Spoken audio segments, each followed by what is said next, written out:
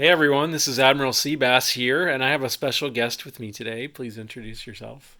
Hi, I'm Captain Calamari. Yes, my lovely daughter, Captain Calamari. And we have set up, we're on Christmas break here, so we've got about a week with really nothing to do, work or school related. So we decided we would take down Global War 85 temporarily and we would play War of the Ring. This is a game that we've played before once, I think last summer. Yes, Is that right? And that's we right. really enjoyed it a lot.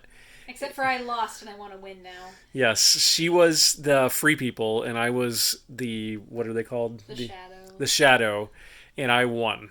Um, and but she did a really good job.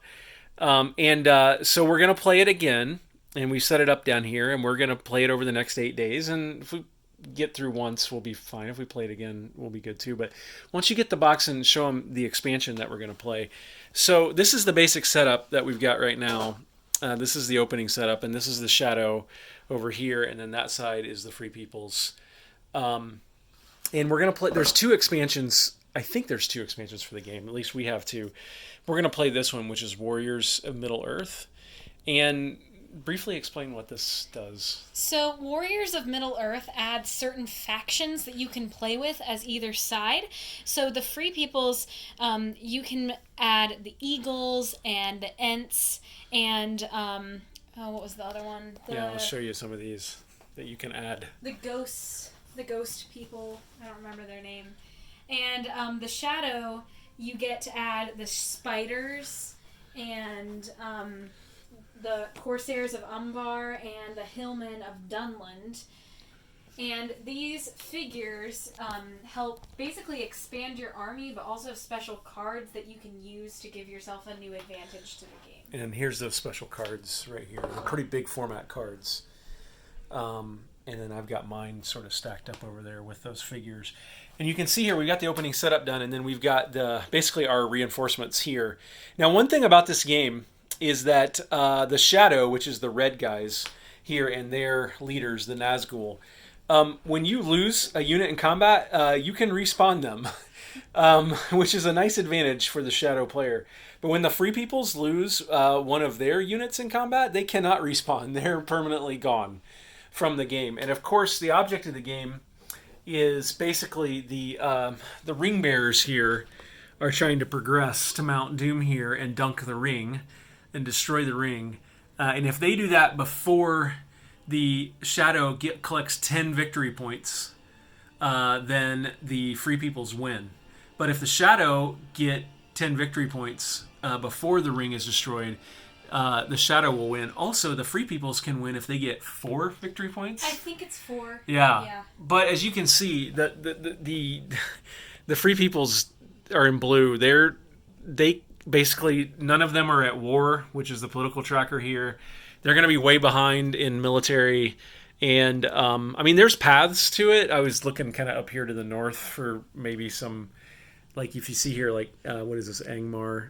It was a Witch King of Angmar, right? In the movies and the books. Well, yes, but that's Yeah. that's a whole lore thing that we won't get into Yes. right now. Very rich mythology to Middle Earth. Thank you, Captain Calamari. You see that one there? That means that's 1 victory point if the Free Peoples take it. And then this is Mount Gundabad here. That would be worth 2 victory points. And then you see like Moria here is worth 2. And so Free Peoples only have to take 4 victory points to win the game militarily, or dunk the ring before the Shadow gets 10 victory The ring points. has to take a nice fiery bath in order to defeat Yes. the Shadow. You see here, the game's asymmetrical, which means it's kind of like Star Wars Rebellion in that way, where in this game and in Star Wars Rebellion, the evil player, or the bad side, has military might and is trying to crush the other side militarily. While in Rebellion and in this game, the Rebellion, the good guys are basically trying to do things through the power of character and ingenuity and craftiness to get around the military might of the bad guys.